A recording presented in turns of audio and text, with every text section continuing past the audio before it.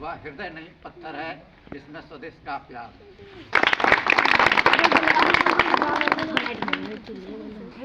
अब गणतंत्र दिवस के मौके पर आदरणीय विद्यालय के प्रधानाध्यापक जी, शिक्षकगण, साथ उपस्थित हमारे गांव के सभी बच्चे, बुजुर्ग, भाई बंधु, सही में आज हम लोग पूर्ण रूपेण अच्छी उपस्थिति में इस विद्यालय में पहुँचे हैं। ये संयोग है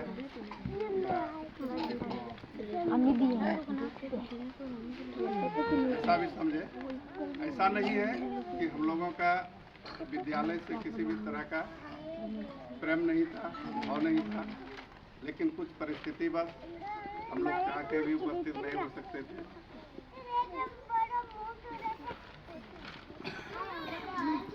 आज जब मौका लगा तो बिना संकोच किए, बिना किसी तरह का भेदभाव किए हम लोग सभी उपस्थित हो गए। या सूचना मिला नहीं मिला, लेकिन हम लोग अपने स्तर से पहुँच गए। तो इसमें कहीं कोई दो मत नहीं है कि हम लोग विद्यालय से दूर हैं, विद्यालय के नतीजे से दूर हैं। हम लोग जिस उद्देश्य से हर साल गणतंत्र दिवस और स्वतंत्रता दिवस मनाते हैं, उसकी एक ही भावना है कि हमें इस संविधान के बारे में, इस संविधान को कभी भी नहीं भूलना। आज इस संविधान के बदौलत ही हम लोग इस जगह खड़े हैं और खड़े होने की हमें जरूरत है। जो बच्चे, बच्चियां या शिक्षक, मातृ शिक्षक, महिला शिक्षक जिसको हम लोग बोलते हैं, आज अगर वह इस विद्यालय में है तो वो हमारा संविधान का देन है। इसमें हमारी कोई देन नहीं है, इसलिए कि इस संविधान के बारे में साल दर साल हम लोग याद करते हैं कि इस संविधान को भूलना नहीं चाहिए, कदापि नहीं भूलना चाहिए। और हम चाहेंगे कि आप लोग सभी शिक्षकगण से अनुरोध है कि बच्चों में ऐसा गुण भरे कि उसको संविधान का जरूर एक कुछ से कुछ उसको पढ़ाएं। संविधान के बल पर ही आज वह आगे बढ़ेंगे। बस मैं इतना ही कह के आप लोगों का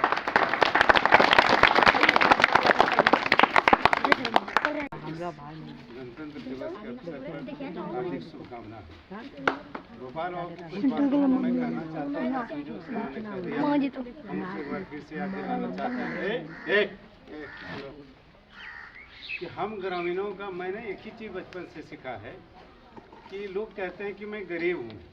आज हमें जो आज़ादी मिली, अंग्रेज़ों ने हमें बहुत क्रश किया और आज हम खड़े हैं। तो इस आज़ादी की बदौलत हम लोगों को अपना अधिकार है, किसी के अधिकार का जब हनन होता है तो हम लोग उसके खिलाफ जाते हैं और संविधान के तहत जो लिखा गया हमें सुरक्षा मिलती है।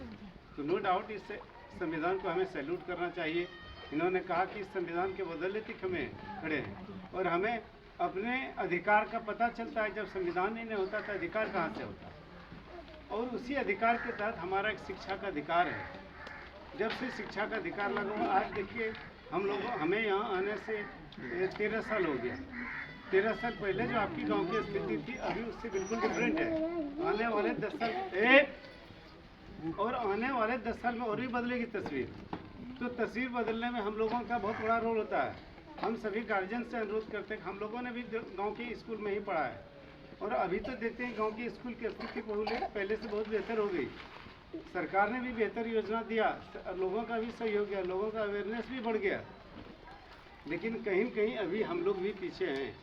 हम लोग शिक्षा को अगर आगे लाएंगे तो हमें बाहर जाकर कमाने की जरूरत नहीं पड़ेगा।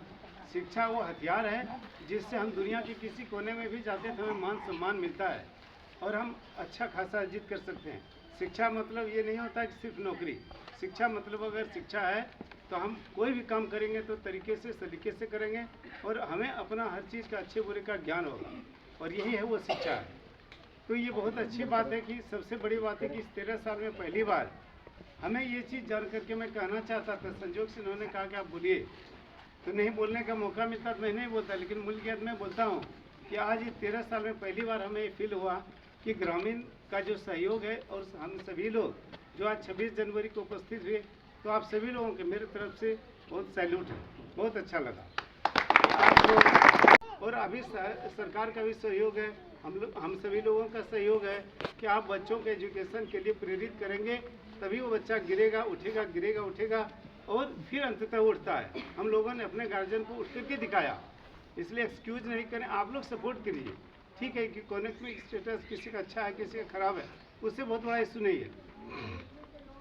सारी जगह सरकार ने फ्री में एजुकेशन है कि नहीं, फ्री में एजुकेशन दे रखा है, हम लोग उसको काम में क्यों लगाते हैं। और दूसरी बात, एक बाबूजी ने मेरे अच्छा बचपन में एक बात बराबर में बच्चों को भी कहता हूँ, तो कहते थे कि मैं पढ़ा हूँ या नहीं पढ़ा हूँ ये बहुत बड़ी बात, ध्यान से सुनिएगा, मैं पढ़ा हूँ या ना पढ़ा हूँ बहुत बड़ी बात नहीं है। बच्चों को रूटीन से आप उसको बैठाइए पढ़ने के लिए। आप 1 घंटा बोलो कुछ पढ़े, गलत पढ़े, सही पढ़े, गलत सही देखने के लिए स्कूल है, आप ट्यूशन भेजते हैं वहाँ भी है, लेकिन सबसे बड़ी बात है कि उसको रूटीन चाहिए। हमारे गार्जियन एक ही चीज़ का, सुबह उठो तो पढ़ो, शाम में 6 बजे बैठो। अगर आप काम में कितना भी है तो उसको कम से कम 2 घंटा एक आदत डालिए बैठने का।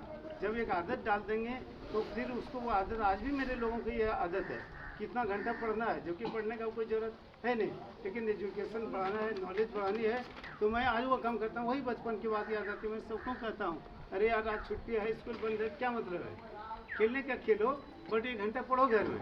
और वो जो रियाज करते हैं, रियाज आदमी को बहुत परफेक्ट बनाता है। आप सभी लोगों से मेरा ये अनुरोध है कि स्कूल में जब आपके बच्चे आते हैं, आप यहाँ से ट्यूशन में ही भेजते हैं, ठीक है, लेकिन घर में बैठाइए आप। घर में आप लोग अगर अपने काम में व्यस्त हैं, प्यारे बच्चों सभी को गणतंत्र दिवस की हार्दिक शुभकामनाएं। और बहुत अच्छा लगा हम लोग सारे इस पर्व को, जो इस पर्व को मान्यता है उसको पूरा किए, सब मिलजुल कर आप यहाँ स्कूल में विद्यालय में झंडा उत्तोलन किए, बहुत अच्छा लगा। इसके लिए हम आप लोगों का आभार करते हैं।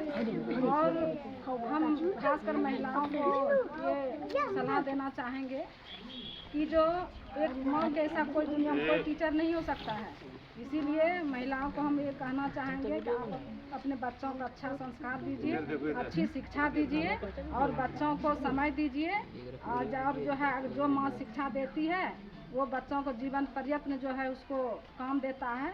एक माँ की जिम्मेदारी है कि बच्चों का भविष्य कैसा बनाना चाहते हैं, और माँ से अच्छा टीचर दुनिया में कोई नहीं हो सकता है। इसलिए महिलाओं को हम यही संदेश देंगे, बच्चों का ख्याल रखिए, पढ़ने के लिए प्रेरित कीजिए। और आप भी बैठिए, आप भी कुछ बच्चों से ही सीखिए, बच्चों से भी बहुत कुछ सीखने के लिए मिलता है।